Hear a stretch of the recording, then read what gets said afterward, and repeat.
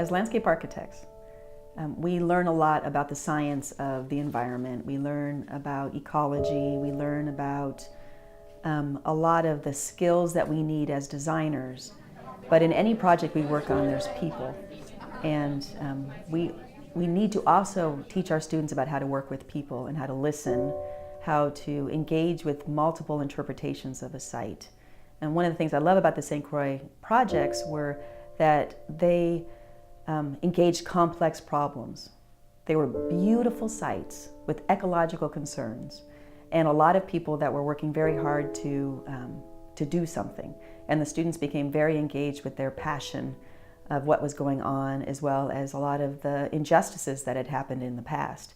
And they struggled with what history meant in a design and what multiple cultural interpretations might mean in a design, the different user groups that might go to a site or experience the site, and how design in some ways can address some of those issues. And then they also had to struggle with times when design can't, but maybe design is a communication tool to start opening up lines of communication for people to talk about some of these issues.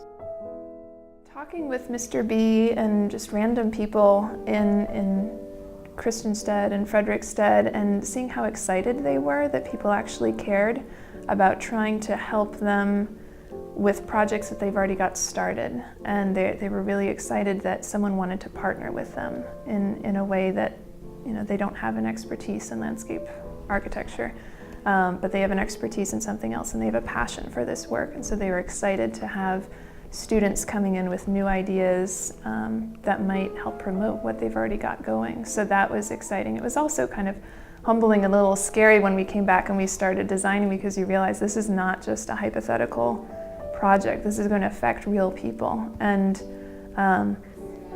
you need to then really make sure that you're being respectful, that you're being really thoughtful in the way that you design, so that you don't totally mess up, because you're not going to be the one affected, they are. But it's really exciting. It's why I got involved in design in the first place, because I thought it was such a great way to partner with people who are already trying to make stronger, more vibrant communities. So. Good afternoon. So I started with this project. I was trying to think about, how am I going to remember this? How am I going to keep this in my journal? Is it going to be a sketch? Is it going to be a quote? How am I going to remember this so that when I start working, I don't forget about that exact moment that happened? And then throughout the semester, I had my journal that had so much information, plus a class full of people that shared the same experience. So it didn't feel like it was a 10-day trip. It felt like it was a semester-long trip. So I think it went very well. We met so many different people when we went down to the island, and I think the group of students was diverse to begin with, and then they developed different connections with different people that we spoke to. So we decided that rather than giving them one project and one client to work on all together, that they would be able to choose what they wanted to do and who they wanted to do it for and with. And so the first project was very individualized, and the idea of it was to try and sort of get at the essence of what made that trip really interesting for them. And then by doing that, the hope was that they would apply that energy to the other projects and our other two clients. I mean, looking at the pictures of... I wanted to find some way of representing the island in a physical way.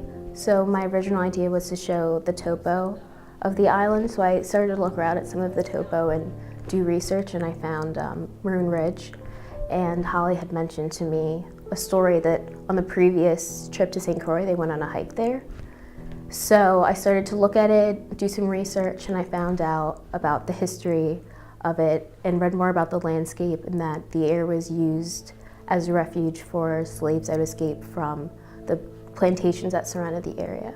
So that's basically how my concept developed, and then I turned that into my model. The first place that really spoke to me was really kind of a poignant intersection of what we were learning was the cane garden sugar plantation, because we would stand at the house and look out over the fields that used to be sugar cane fields, and then beyond that is the oil refinery. So that visually was really powerful, and to me it made me think about the slavery past of St. Croix, and that's what I kind of focused on for that project. So, and the other thing was I wanted to show just the interconnectedness between that and other things that are going on in St. Croix today. So I created this large brochure map type of thing that showed the wind, the sugar mills, and the slave trade triangle, as well as kind of to reflect on the past and show the present and potential future of St. Croix through ecotourism and sustainable agriculture and things like that, and kind of trying to paint this picture of what the past is and what the future can be.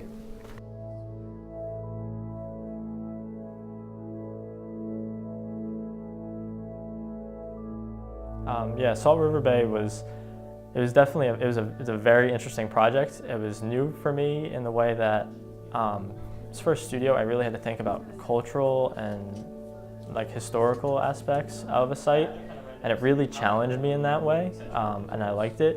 I don't know if I was too successful with it or not, but it was a good experience and a good challenge. It really pushed me to think in new ways that design is about space, but it's also about the context. It's the people, their culture too, that really matters. It's not just about them in it, it's about how they feel about it and what their experience in it, I guess.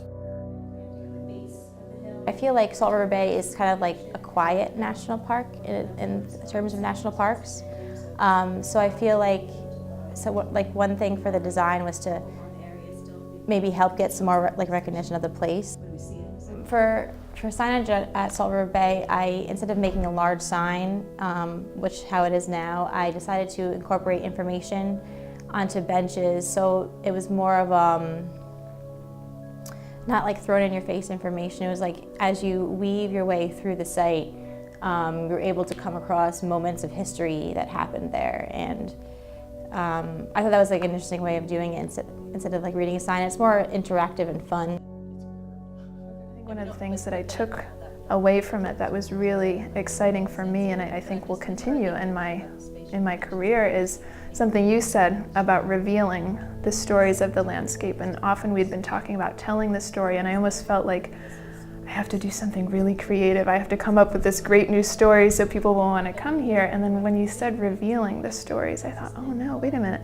It's a whole different mindset. It's about going back through history, which is of course great for me. I love history, but you're going back and you're finding what are the stories that are already there, that are already existing.